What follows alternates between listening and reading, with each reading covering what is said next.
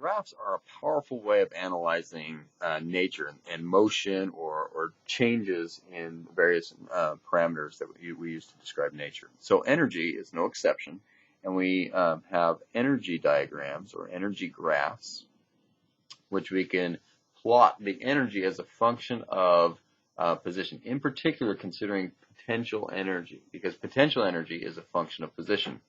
So if I look at just kind of energy generally, and I consider it a function of position, let's choose a vertical position y. I'm going to use y to describe up and down, and think about just describing a ball.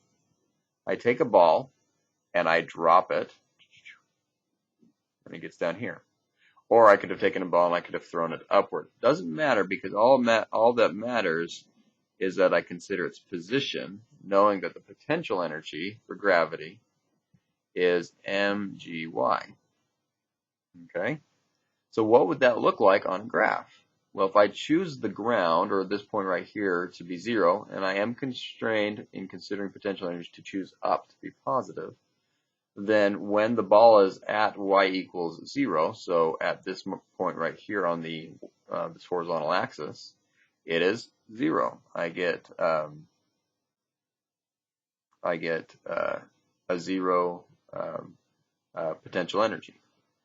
Okay, and what happens when I find the ball right here? Again, it could be on its way up, it could be on its way down. It doesn't matter, because it's just a function of position.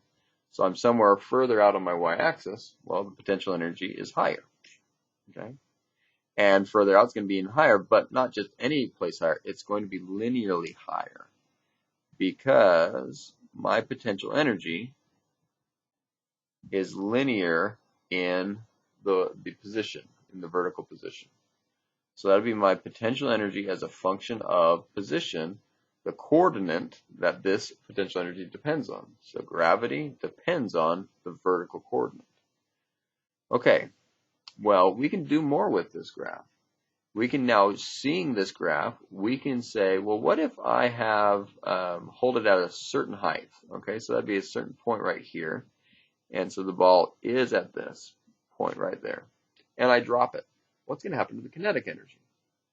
Well, I know it's going to get bigger, because I know it's going to speed up. But can I be quantitative using the graph?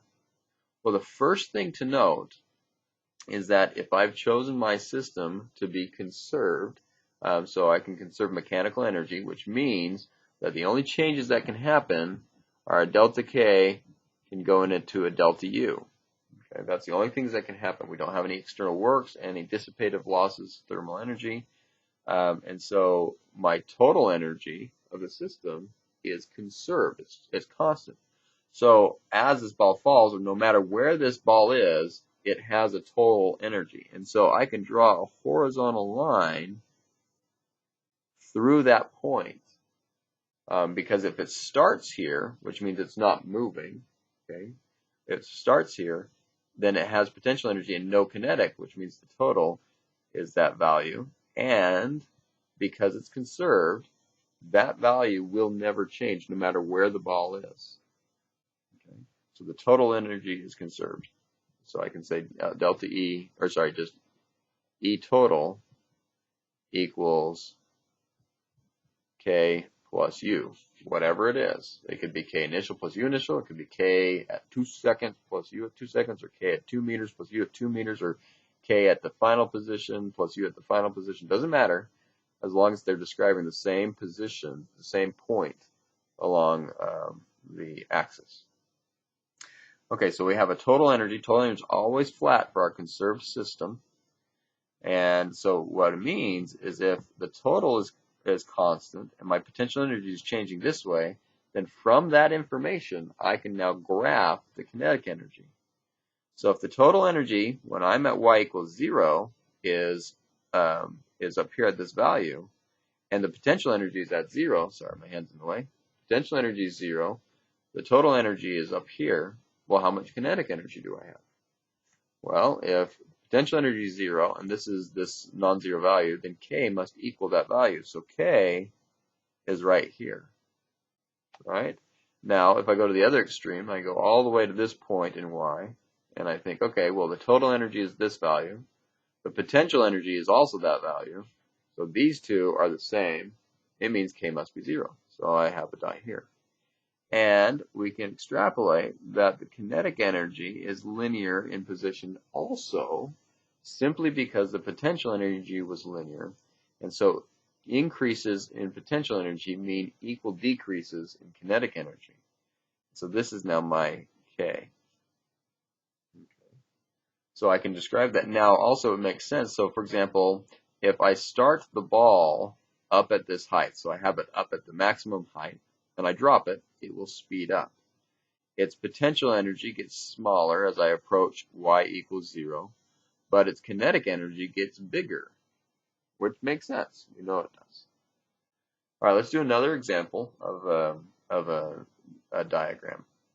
Let's go ahead and suppose I have a spring. So I'm going to draw, let's see how it is. I'm going to draw this spring here. I've got a mass, and let's just say it's on a frictionless table, so there's no friction involved. And it can oscillate back and forth between these two extremes, from here to here, okay, with its equilibrium point being in the middle, which is something we've already learned.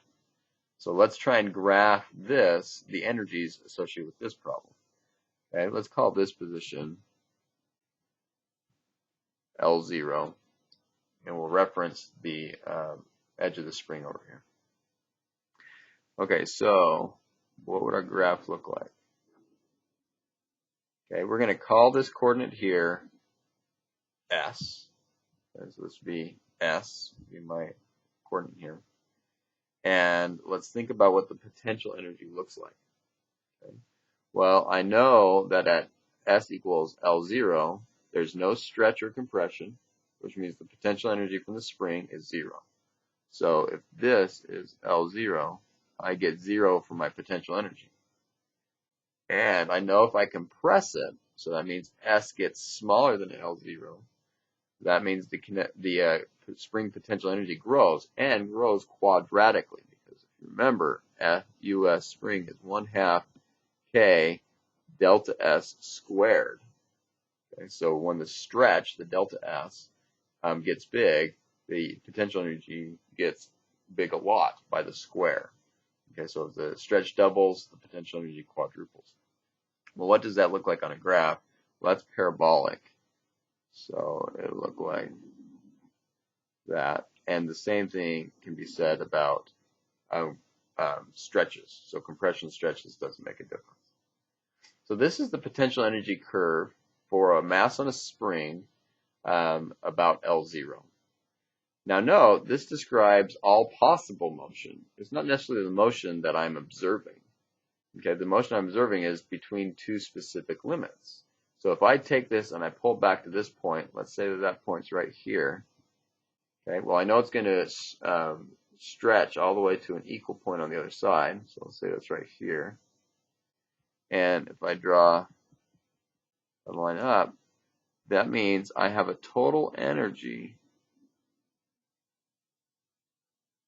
Okay, it's E total, with this being US. So that's in a bad spot. Sorry, bad handwriting that time. I have a US for this one. The total energy is constant. So by placing this total energy, it doesn't mean the potential energy for the spring system suddenly ends. This is just position dependent. It's not describing necessarily what we're doing to it. It says what it could do. And then when we place this total energy curve, we say we've put energy into it. That energy is this amount right there. And so if I stretch it or compress it to this point, I have put that much energy into it. And that is the available energy to now transform between potential and kinetic. So in this way. All right, so the question is, well, what does the kinetic then look like? Well, we can place some dots and then do connect the dots. So for example, at this point right here, for S much less than this L0, at this point, the potential energy and the total energy are the same, which means there's no more energy left over for kinetic, and so the kinetic is 0. And same thing can be said at this spot right here. But at L0, at S equals L0, the potential is 0, And so K must equal E total. So K is up here at this point. And what we get is a mirror image of the potential energy curve between those 2 points. So this is K. And so we can use these to describe that motion. Now notice K is a function of what's actually happening. And so I need to know E total in order to find K. Because if I had done E total down here, if I'd not stretched it not as far, well, it can't achieve a kinetic energy beyond that. And so I have to know what E total is. So we know our potential energies based on some function. We input a total energy, and then from that can calculate the kinetic energy.